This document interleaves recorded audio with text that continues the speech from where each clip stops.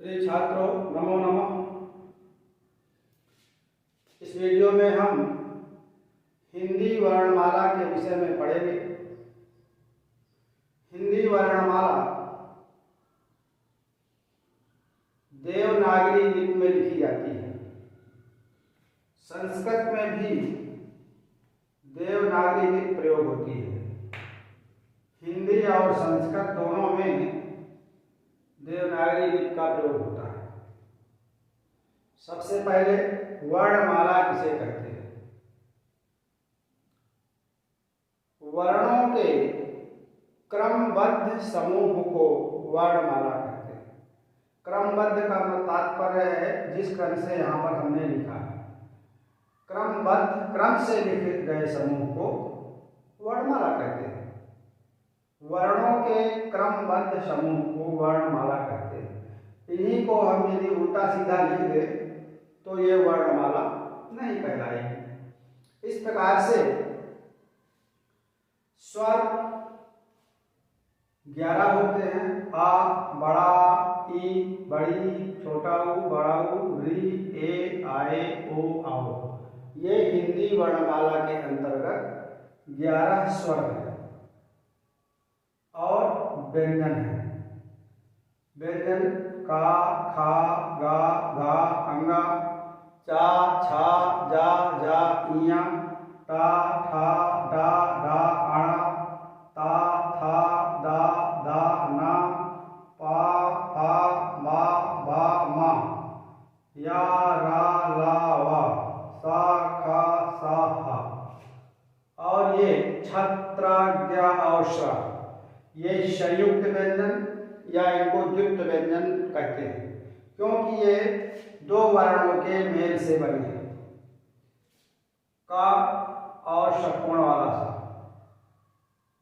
धन आ, स्वर मिलाने से ये छत्री वाला छा हो गया। ये त्रा, ता, आधा ता और रा, धन आ, ये त्रा हो गया। इसी प्रकार जा और इया बराबर ज्ञा हो गया और शा और रा ये श्रा हो गया। इसलिए इनको संयुक्त व्यंजन कहते हैं। ये हलंत लगा है। इस हलंत का मतलब होता है आधा का। जैसे हमने ये हलंत का लिखा है, इसको आधा का बोलेंगे। जब इसमें स्वर लग जाएगा तो पूरा का बन जाएगा। इसके बाद अनुस्वार या चंद्र बिंदु। आ के ऊपर जो बिंदी लगी है ये अनुस्वार है और ये चंद्र बिंदु। तो इनमें से यह लिखा है, एक ये हो गया।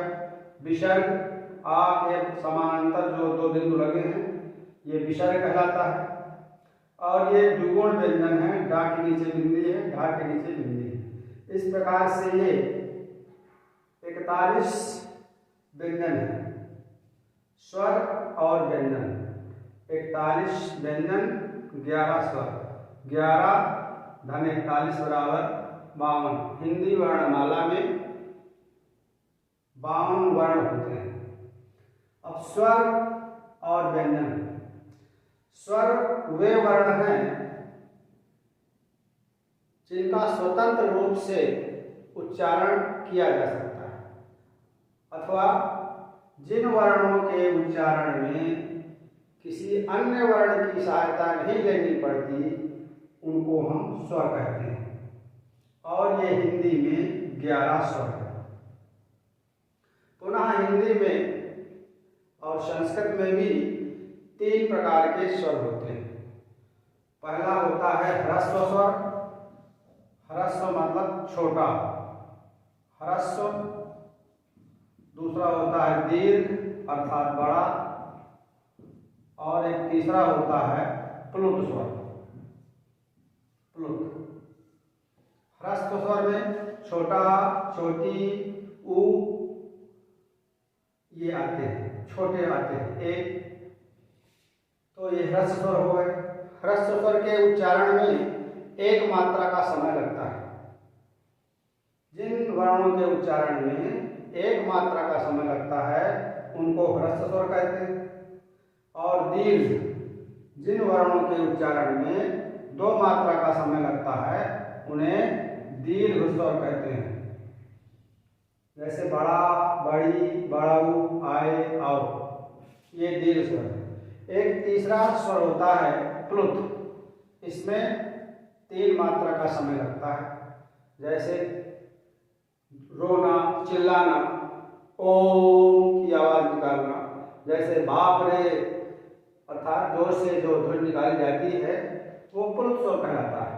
स्वर 3 प्रकार के होते हैं, 1 मात्रा का, 2 मात्रा का और ये 3 मात्रा का। ह्रस्व स्वर आ, ई, उ इत्यादि। दीर्घ अर्थात बड़ा, बड़ा, बड़ी, बड़ऊ इत्यादि। और प्लुत हमने बताया जैसे रोना, चिल्लाना इत्यादि। ह्रस्व स्वर 1 मात्रा का, दीर्घ स्वर 2 मात्रा का और प्लुत स्वर 3 मात्रा का होता है। व्यंजन, जिन वर्णों का उच्चारण बिना स्वर की सहायता के नहीं कर सकते हैं, किया जा सकता है, वे व्यंजन कहलाते हैं। व्यंजन, जिन वर्णों के उच्चारण में स्वर की सहायता लेनी पड़ती है उसको व्यंजन कहते हैं। ये मूल व्यंजन, व्यंजन ये है का, इसको ऐसे लिख सकते हैं अथवा इसको ऐसे लिख सकते हैं।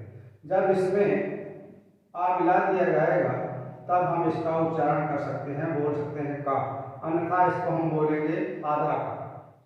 तो जिन वर्णों का उच्चारण स्वतंत्र रूप से नहीं किया जा सकता या जिन वर्णों के उच्चारण में स्वर की सहायता लेनी पड़ती है वो व्यंजन कहलाते हैं। व्यंजन हिंदी वर्णमाला में 41 है। समझ में आ रहा है? इस प्रकार से स्वर और व्यंजन ये हिंदी वर्णमाला में 52 वर्ण है। अब ये लिपि, लिपि क्या है? जिन ध्वनि संकेतों की सहायता से हम अपने विचार व्यक्त करते हैं उन्हें लिपि कहते हैं। लिपि अर्थात जैसे लिखते हैं, लिखने की कला को, इसका ये क्या है? लिपि है। संस्कृत में और हिंदी में दोनों में देवनागरी लिपि का प्रयोग होता है। ध्वनियाँ जो वाणी से निकलती हैं वो आकाश में समा जाती हैं, ऐसा माना जाता है, क्योंकि उनका स्थायित्व नहीं होता है। जो हमारे पास होते हैं वो हमारी ध्वनि को सुन लेते हैं और यदि वो हमारे पास नहीं हैं तो उनको हम इन ध्वनि संकेतों के माध्यम से लिख करके उनको कहीं भी बहुत दूर भेज सकते हैं। तो जो लिखने की कला है अर्थात जिस रूप में हम वर्णों को लिखते हैं उसे लिपि कहते हैं। तो हमारी हिंदी और संस्कृत दोनों की लिपि है संस्कृत। अब एक प्रश्न और आता है कि वर्ण और अक्षर में क्या अंतर है? साधारणतया सभी लोग या किताबों में वर्ण को अक्षर भी कहा गया है। अक्षर का मतलब भी होता है अविनाशी, लेकिन कंपटीशन की परीक्षाओं में कभी कभी ऐसा प्रश्न आ जाता है कि जिसको हम नहीं लिख पाते हैं, नहीं बता पाते हैं। तो वर्ण जैसे बताया हमने, वर्ण वह छोटी सी छोटी इकाई है जिसका हम विभाग नहीं कर सकते हैं। जैसे का,